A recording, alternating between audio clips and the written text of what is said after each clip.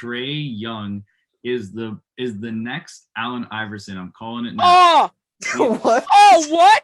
What?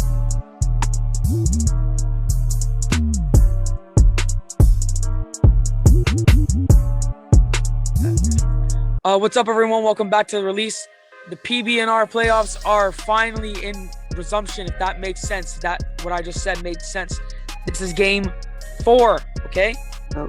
Quick summary. We're up 2-1, okay? We came back to win 2 straight after a tough loss in game 1, okay? Then game 2 was really nice and tight, and then game 3 was an absolute blowout. What can I say? Hey, let's go.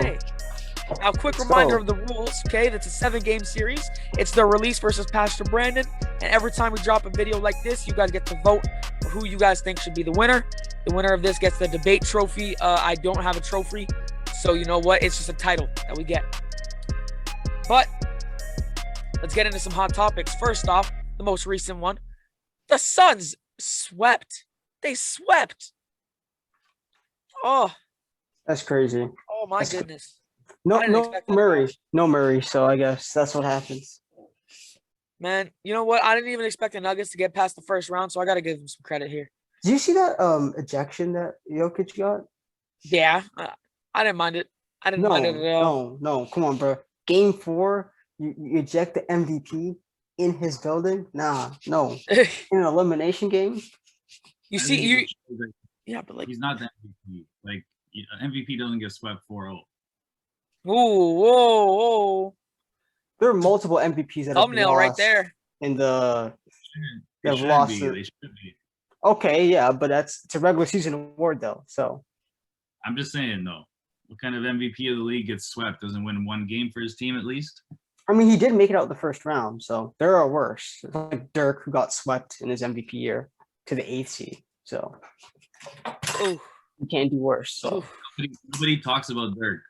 I know everyone likes to bring him up once in a while, but nobody talks about him being one of the greatest. So who cares? But he is. He's top 30. Oh gosh, keep moving on. No, that's not what today's debate is about, anyways. But anyways, more of a wholesome fact here. Ernie Johnson won an Emmy, and then the entire TNT crew won 2. I just thought that was really nice. Kyrie Irving sprained his ankle yesterday. People are saying Giannis did it on purpose. People are saying it was dirty, and I don't know how I feel about it because earlier in the series, Jrue Holiday went up for a jump shot, and Kyrie's feet were underneath Jrue, and Kyrie was able to control himself and move his feet away. So people are trying to say that Giannis did that on purpose. What do you guys think? I didn't think it was dirty, but I could see how people are saying that. It is what it is. Injuries happen. It's no Zaza Pachulia type thing, though. No. I think there's a reason why Mike didn't want to be on the show today. That's all. Well, we were just talking about it. Nikola Jokic won the MVP award, and Derrick Rose got 1 vote. How did Derrick Rose get a vote? I don't understand. 6th man of the year getting a vote, maybe, but come on now. He had a Knicks fan voting. Once everyone saw the video of Derrick Rose crying when he got traded from Chicago, everyone has a pity party for him every time he does something good. Why wouldn't you have a pity party for that guy, bro? That's heartbreaking. Brendan's right. One year, Derrick Rose, he was voted in to be an all-star captain if it was up for the fans. So yeah, there's always That's true. There's always pity for Speaking of awards, Rudy Gobert won DPOY, Defensive Player of the Year, DPOY. What do you think? He was gonna win it. I didn't want him to win it. I really didn't want him to win it. I wanted Ben Simmons to get it so bad. Nah, what are the Jazz? Top 3 in defense. And also Ben Simmons has more defensive help. You think about it? You have Embiid, you have to beat Thibault. He may make the all defensive team. So and now Rudy's probably an all-time defender now, purely because he has 3 awards. 3 Defensive Player of the Years, 1 back-to-back. Yeah. That's crazy. Siakam is out for 5 months. He's literally gone to November. For my friends and family who know that song by Wyclef Jean. Sucks. It sucks. Pastor Brandon, do you know that song? I do, but it's just funny that you know. I love that song, man. I love it. Pascal's going to get traded, though. No, oh, my. Don't even say that. Don't even say that. Kyle Lowry will get traded, okay? We're going to have a whole separate video on that. Okay, excuse my voice. My voice is cracking all over the place. I was yelling yesterday. Okay, listen, we're gonna have a whole separate video on that. Okay, Kyle Lowry is gonna get signed in trade. That's what I believe. I hate to say it, but it has to happen. And then our final thing before we get right into it, Nate Bjorgen got fired. Nate Bjorgen got fired as the Pacers coach. He should have stuck to an assistant coach. They should have never fired Nate McMillan, but that's should have never fired Nate McMillan. Yeah. Now, the topic of the day. Today we're talking about what player we would build around that's age 25 and under. Now, before we get straight into our kind of debates, I wanted to go over this little thing for people that enjoy watching our content, but don't happen to understand everything all of the time. Because I've had people come up to me like, so David, what the heck was that episode about? I'm like, you know what?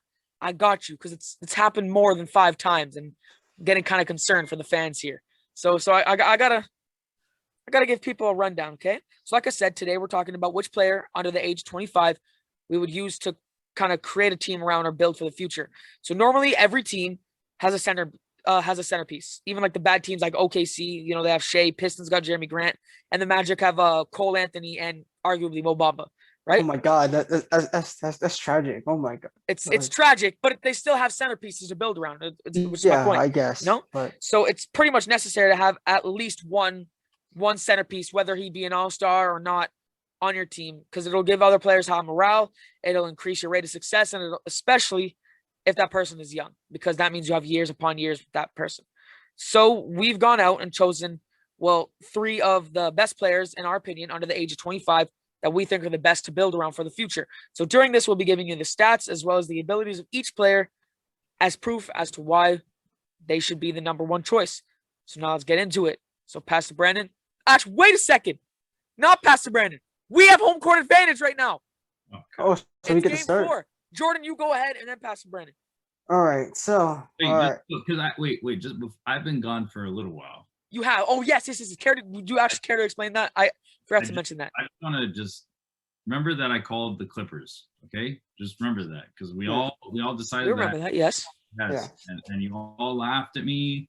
Jordan wore the opposing LA jersey, and he's no longer wearing it.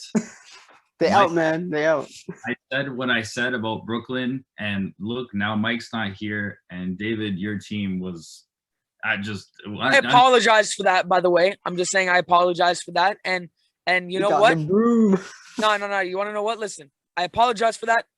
Let's go 76ers. I'm just saying, Kawhi is starting to look like the zombie that he was for the Raptors. True, man's dropping 30 a game. Yeah. Not even smiling. Go ahead, Jordan. Go ahead. All right. So, best player to build around under 25. That's not Luka, right? Because I don't think anybody here picked Luka. Yeah, no. That's just Luka's off the list. It's just pretty obvious. He's already talked about. So, who's not Luka? He plays in Boston. The man, the myth, the legend, Jason Tatum. Jason Tatum is the guy. He is amazing. Already one of the best. If I gave you a picture of what it means to be a bucket, it would be Jason Tatum. He could score from anywhere. 3-pointers, free throws, mid-range shots, contested, fadeaway. And he's built for the moment, always has been. In his rookie year, one of the only players other than Kareem Abdul-Jabbar to log 20 games of scoring 20 and plus points. We all know in Game 7, he dunked on LeBron as a rookie. Iconic. That's iconic. One of the best dunks I've ever seen in my life. I witnessed that live, and I shed a tear. That was crazy. I shed a tear of joy watching that. That was crazy. He also eliminated he was the best player in the series against the Sixers, even though the Sixers were favored in his rookie year, averaging 24, 3-3 on efficient shooting splits.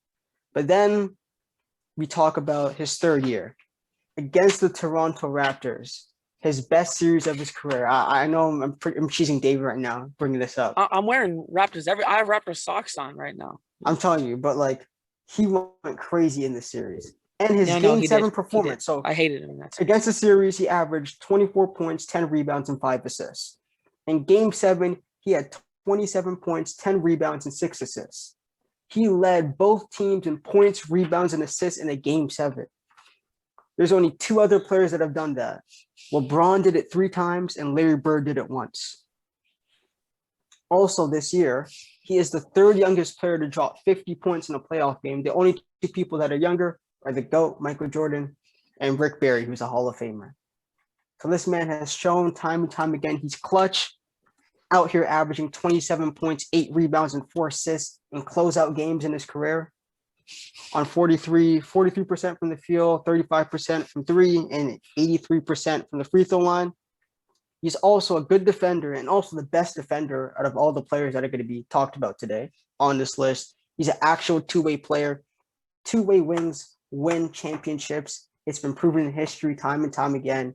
You think about it, you talk about the Kobe's, the LeBrons, the D Wades, the MJs, they get it done. The Clyde Drexlers, even though he's second option. Hey, still, Clyde Drexler's underrated. Clyde Drexler's underrated. But yes.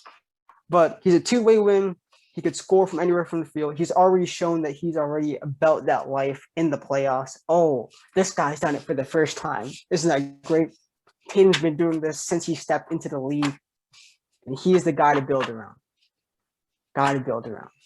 Obviously. That's it. Yo, I'm seeing by Pastor Brandon's reaction that he has some crazy stuff to say because he clearly thinks that Jordan's statement is just outrageous and preposterous. He's perplexed at the moment, so I'd like to hear that. Right, go Brandon. What do you have to say, Pastor Brandon? I think Tatum has already reached his climax. I think this is as good as it gets. It really doesn't get much better than what he has.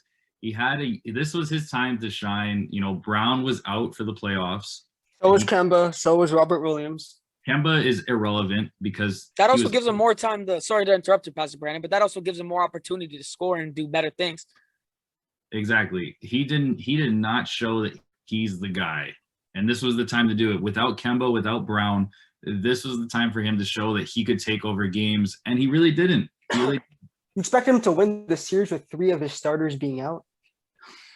No, Jordan. I expect him just to make an impact on a game. That's what I expect. Yeah, you're right. All he averaged was 31 and 6, but like that's crazy. Damn, but they lost in 6 though.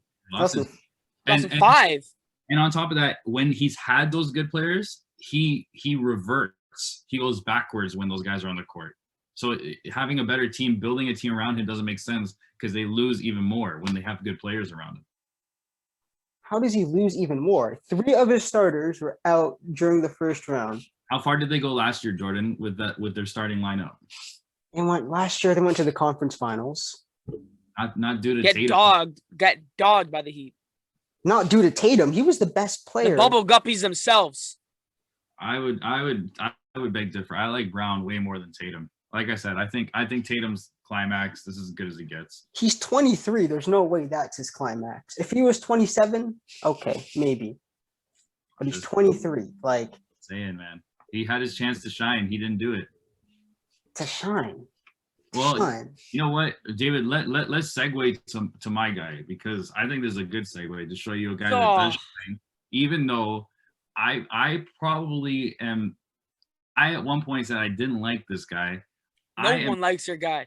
No one likes my guy, but you know what? That's what makes him the guy is because he takes over games when he actually doesn't have anyone on the roster to begin with. Trae Young is the next Allen Iverson. I'm calling it now. Oh, what? Oh, what? What? Pardon me. Okay, Hold listen, up. Pastor Brenton, you had a list. You had a long list of things you've said that are absolutely outrageous on this show. And the fact that you're telling me that Trae Young is the next Allen Iverson? Trae Young is the next Allen Iverson. If you build a good team around Trae Young, you are looking at I'm saying even better than AI because he's gonna win it. He's gonna win a chip. AI never won a chip.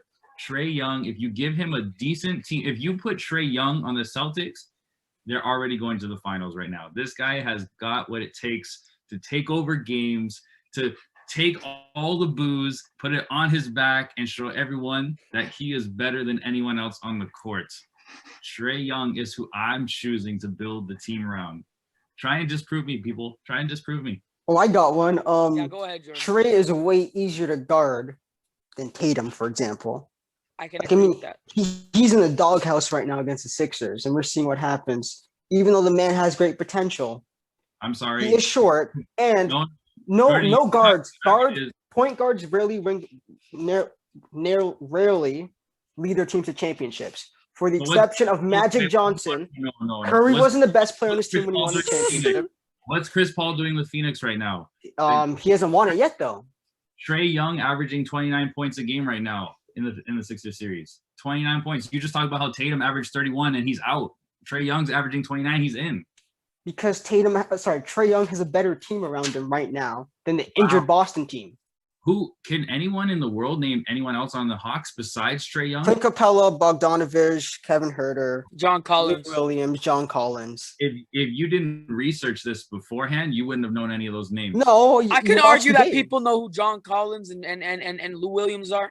Lou Williams has been in the league for years. Nobody has a John Collins jersey in this world other than What John. does it have to do with his ability to play? He loves using that one. Lou Williams is exactly like he's not a sixth man of the year. He's on the decline. You can't even count him as the same player he was 2 to 3 years ago. Still a good player, and they've even been able to be good when Trae Young's off the bench. By himself, and he's going head to head with Philly right now, the best team in the East, with nobody on the roster. Nobody. Yes.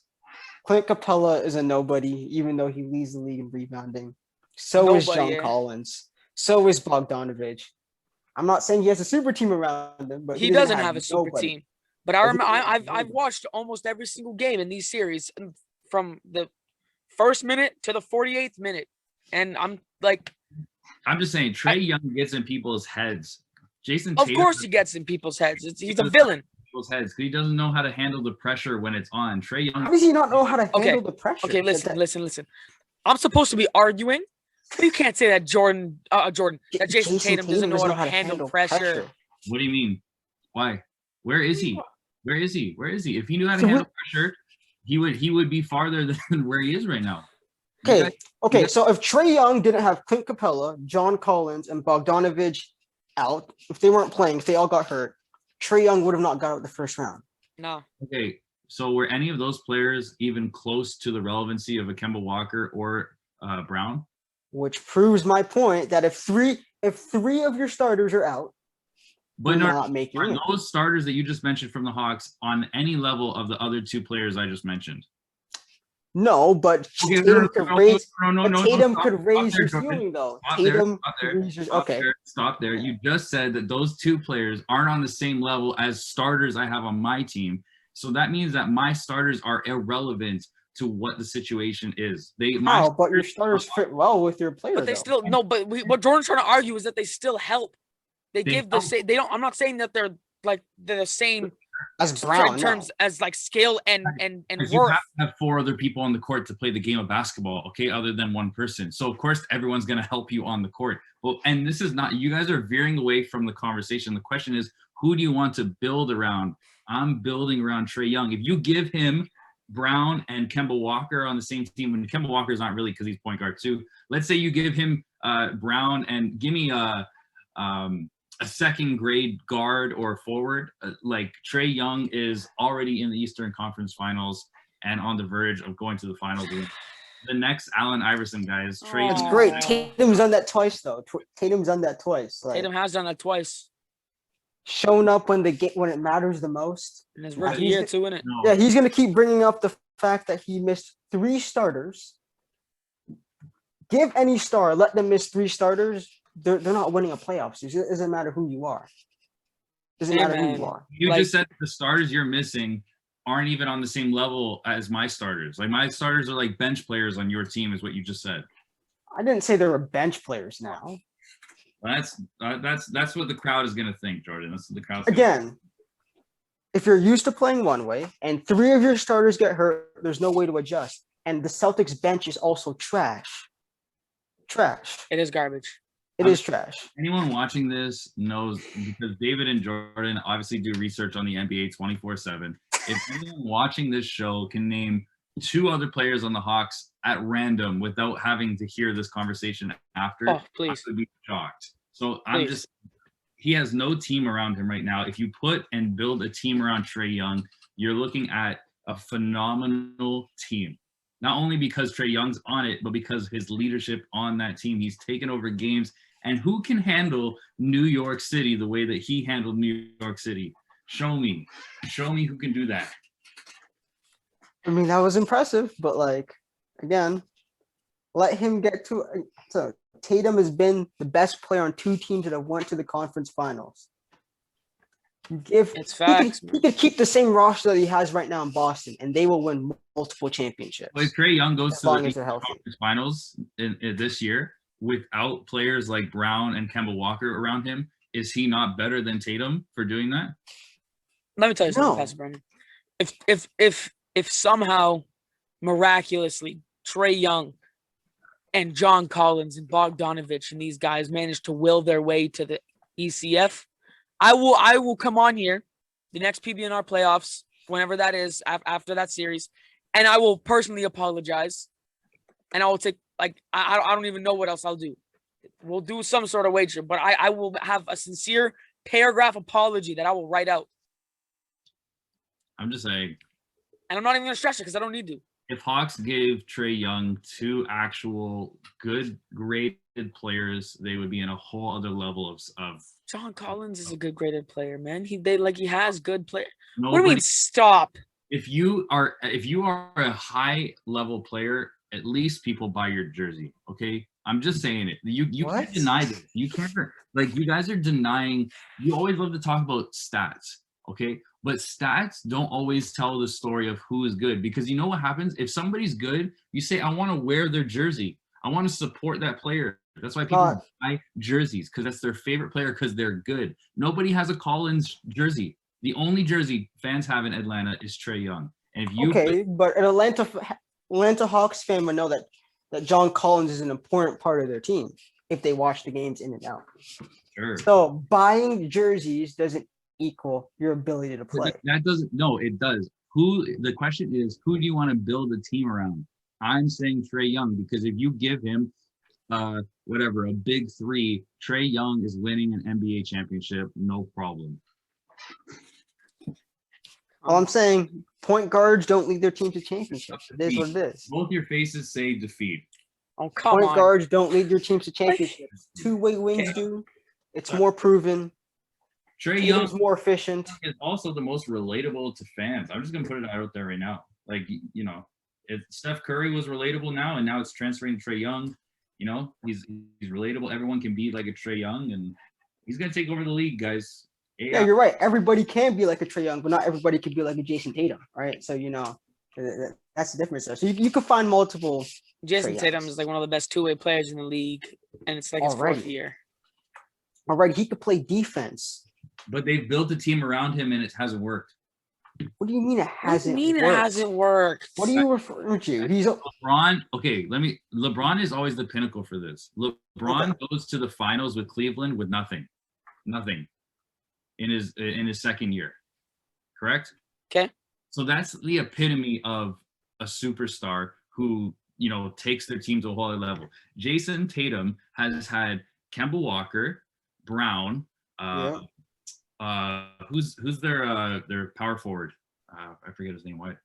Marcus Smart, and they also had and Hayward for a little while, and that team couldn't do anything. They built around Jason Tatum already, and it still couldn't produce anything. LeBron goes to the finals with Cleveland with nothing. Jason Tatum has a starting 5 that's pretty much an all-star lineup practically, and doesn't do anything with it. And Trae Young is LeBron? Like, no, but I'm using that measure of how far. Look how far Trae Young has taken his team without anybody on it. At his size, I'm just saying. Hey, look, Trae Young so far, he's a great player to watch and stuff like that, and he's a great player to raise your floor. But again, Tatum. I don't see SportsCenter highlights of Jason Tatum. I'm just putting it out there. What? Pardon me? He dropped 250 pieces in 2 weeks. He dunks on LeBron. He hits game winners like it's nothing. He dunks on people. He gets blocks. You see highlights? Jamal Crawford has highlights. Ain't nobody was calling him the best player in the world. Come on. I see Trae Young pictures bringing in the booze. I don't see Jason Tatum. He's not ready for that. He's not ready for that. He's not ready for that. He's played in Philadelphia though. What are we even talking about? Like, Philadelphia's hostile. No, what? Yeah, and he's handling it just fine. I mean, that year he did beat them and was the best player on the court in his rookie year. You guys are just solidifying my point. David, please let's hear your argument before Jordan just continues to add on to my argument. Listen, I'm gonna give Jordan. I'm gonna let Jordan say anything, any last words, and then I'm gonna continue. I'm gonna continue. All right. So as I'm gonna say again, Trae Young's a great player, but throughout history, The next point day, guards rarely lead their teams to championships. Think about it. Think about it. Except for Magic Johnson, who was 6'8". Stephen Curry wasn't the best player on his team, right? What? Stephen Curry wasn't the best. Oh wait, no, on the first team, but not on the second two. Exactly. And it's already argument just defeated itself. So those are two players in NBA history. Two players, right? Oh, no, but everybody else is a small what you're forward. saying is that if Trae Young is even on a somewhat same level as Steph Curry, if you had a Klay Thompson and Draymond beside him, that he would win a chip, no problem. Jason Tatum has had people beside him, and all he's done is lose when it comes to the time where they need to win. That's all I'm putting. For like one season. Two seasons. Okay, we count his rookie year, then we count the year he went to the conference finals. This year wouldn't count if the three of his starters are injured. You expected him to go far into the playoffs? We can't base stuff off what hasn't happened, or we're just basing off what's happened in life. And Trae Young has showed that he's the better player right now. How has he shown? Okay, Tatum's more efficient, better three-point shooter. So better getting to the not better getting to the line.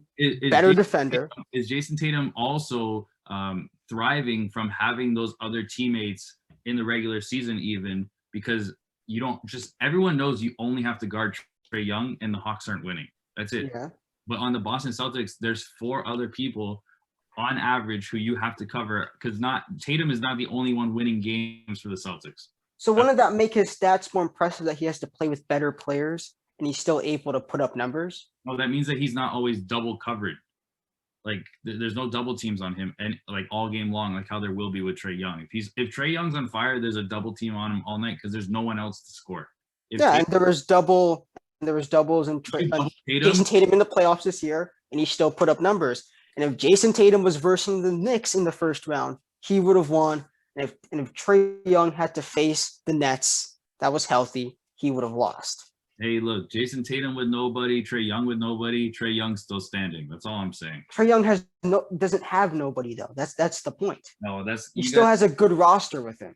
You guys are giving too much credit for what that roster is on the Hawks.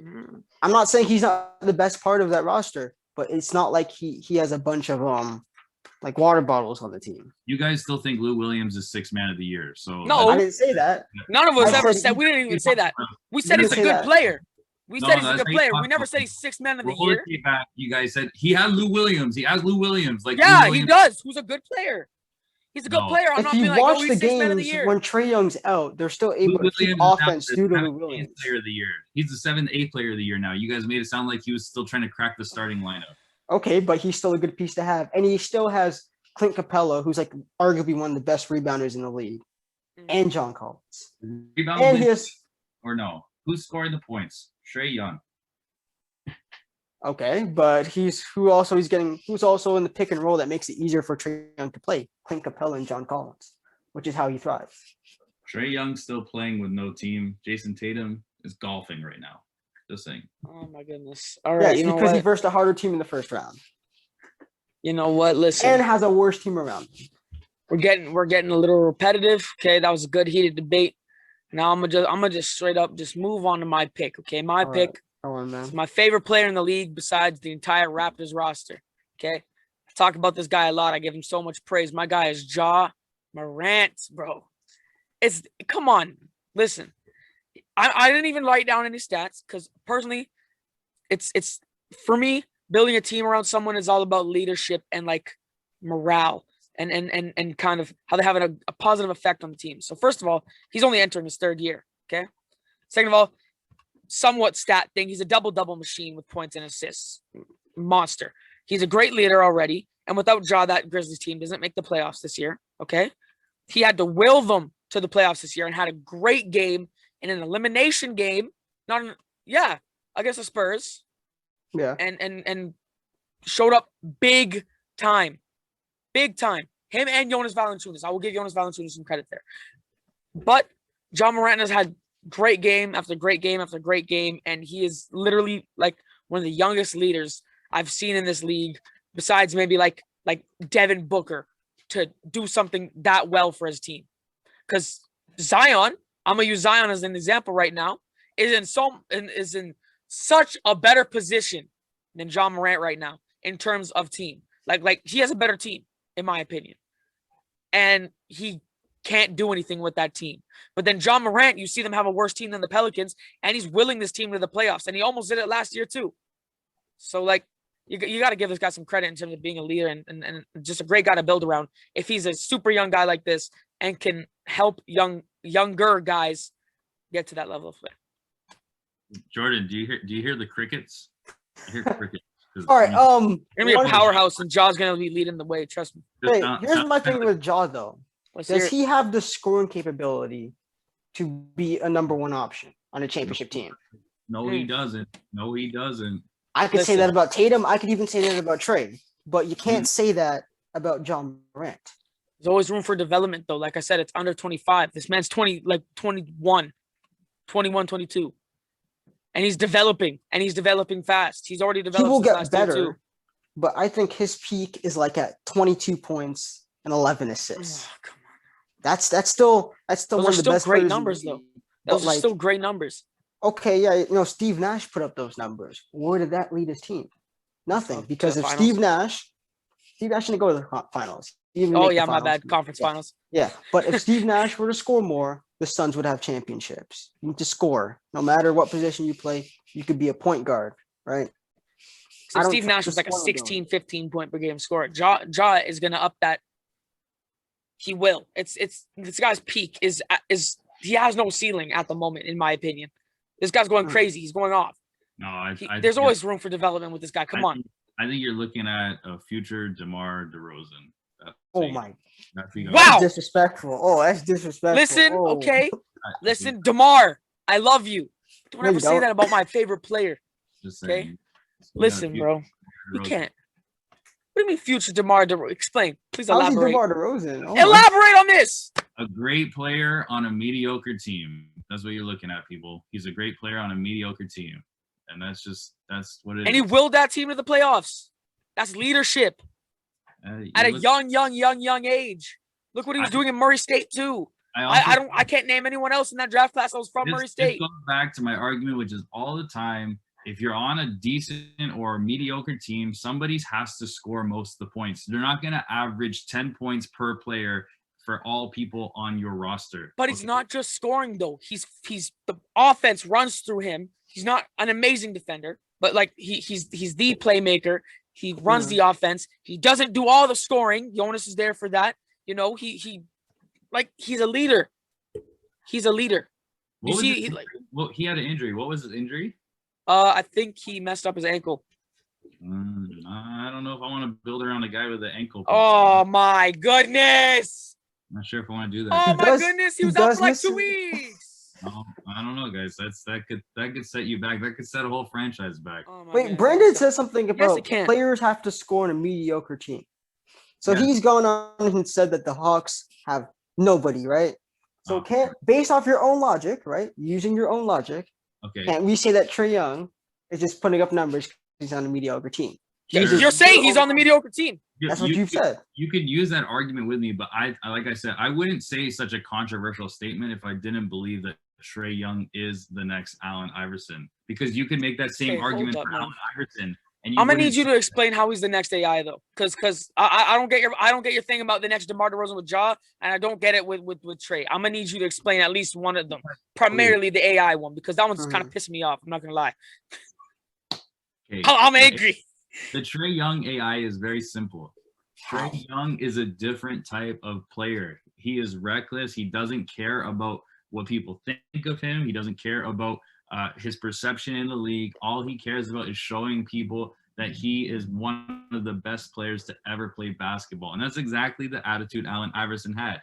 Now, I don't think Trae Young has the hands like Allen Iverson did. He's not going to, put people on their butts all the time, but Trae Young is going to just be that dog, that guy that just gets the work done no matter what people try with, defenses, with playing tough on him, putting the size. He's going to show that doesn't matter. He's going to finish games. That's where the AI comparison comes from. I don't need to explain it much more than that. I'm sorry, man, but I can't see it because what I see Trae Young as is a guy that can't drop his 30 without having to go to the line 10 times.